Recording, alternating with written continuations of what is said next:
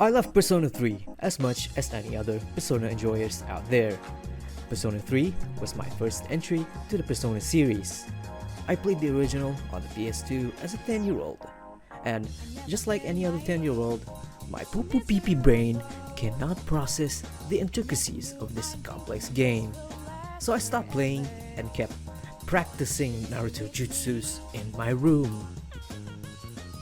As I grew older, not much older by the way, at the tender age of 14, I played the PSP remake, Persona 3 Portable, and this time I managed to use 100% of my teenage brain capacity and my intention to play the game again and beat it for the first time. It was definitely one of the best gaming highlights of my teenage years.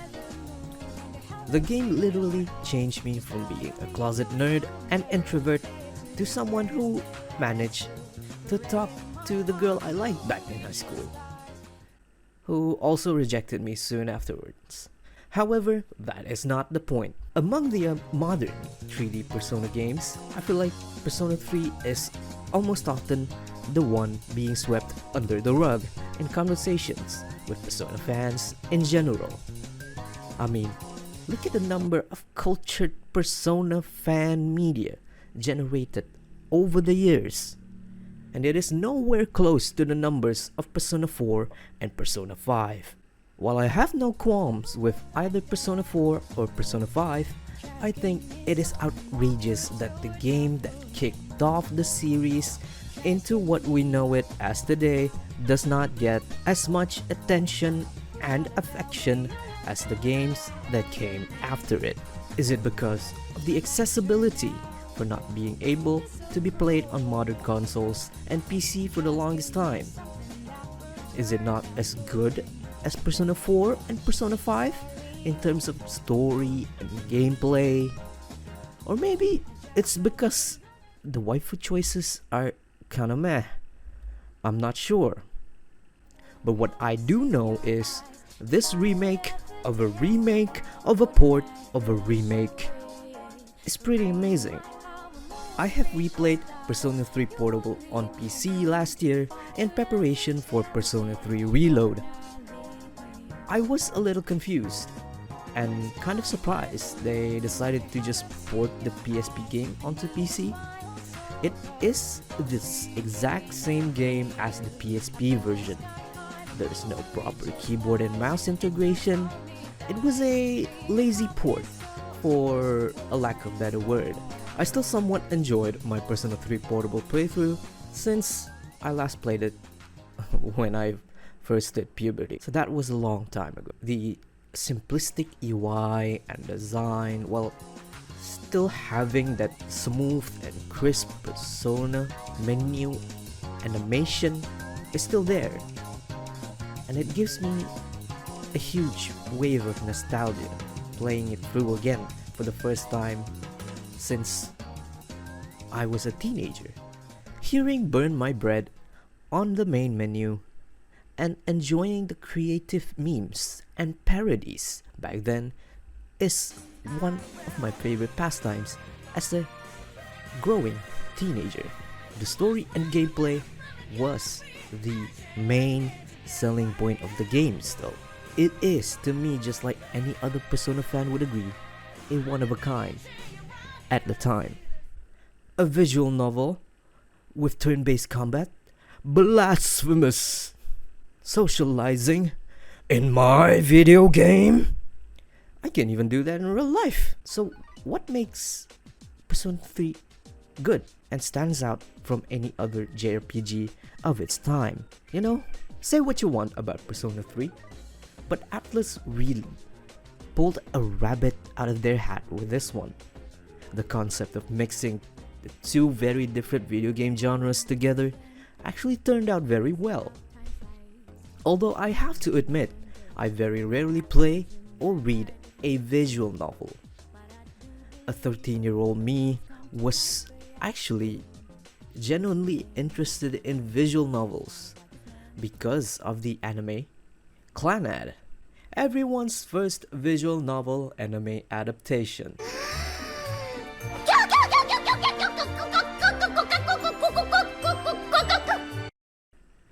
Knowing it is originally a visual novel, aka a video game, my teen mind was blown away. Ever since then, I wanted to play one and I bought a random visual novel CD from a flea market. I immediately installed it onto the family computer and I was eager to play it immediately.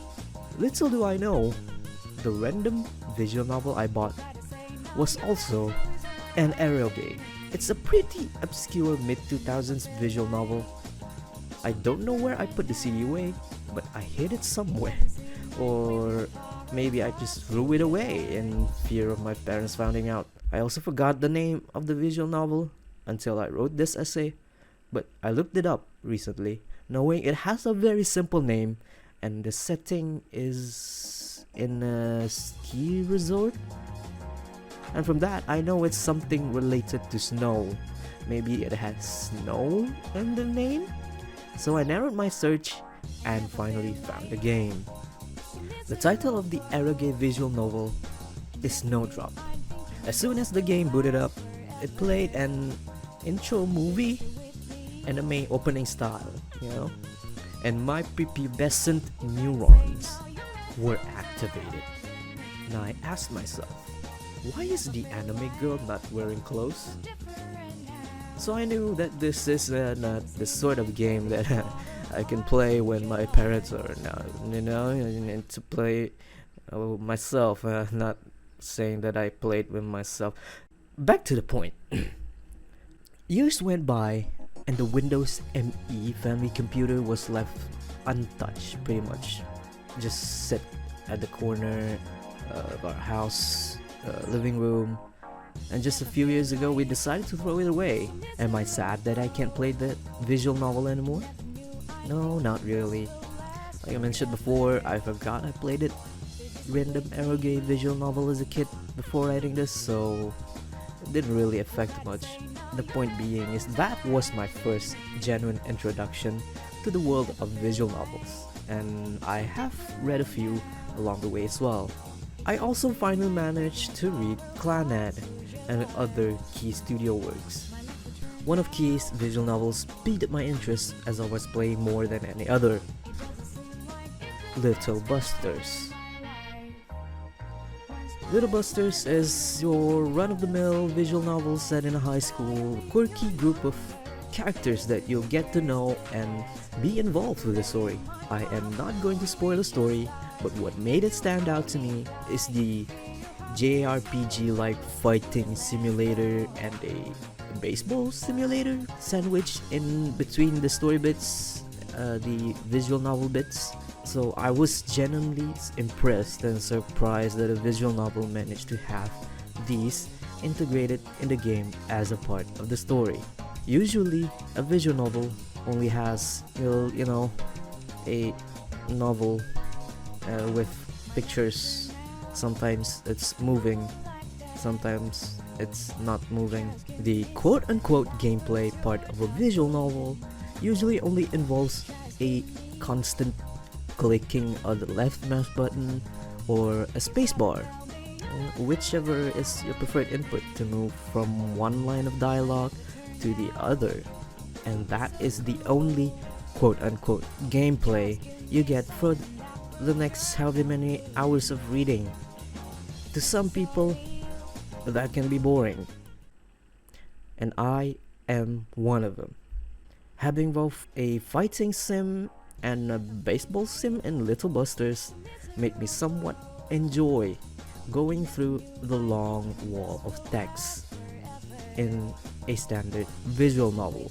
Maybe it's just me speaking on copium, but I swear it is a good game, guys. Trust me, it's a good visual novel. But what I can honestly admit, it made me enjoy and look forward to the story more than just plain reading.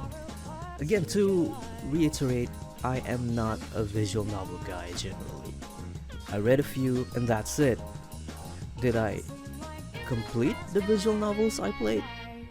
No, not really, not all of them. If it has an anime adaptation, I would highly prefer that over the visual novel. I find visual novels to be a very exhausting, non-interactive experience. Sure, you may say that I may have a goopy goblin gamer brain and I have the attention span of a goldfish. That is fair, but one thing I believe we can agree on is that visual novels take a very long time to go through. Sometimes even longer than reading an actual book. Planet took me about 80 hours on my first playthrough and I felt exhausted more than anything. Yes, it was a gripping and heart-wrenching story to go through. But I never felt that kind of exhaustion from just playing a video game. Was it worth the 80 hours I spent on it? Probably. Do I recommend it? Probably not. That is one of the major reasons why I shied away from visual novels for the longest time. I know maybe I have missed out on some of the more popular visual novels, and as a self-proclaimed weeb, getting into the visual novel side of the online anime community is pretty daunting, but I have only heard good things about it from the anime fans. One of the online anime community's favorite anime of all time is a visual novel adaptation. I believe most visual novel anime adaptations end up very well received.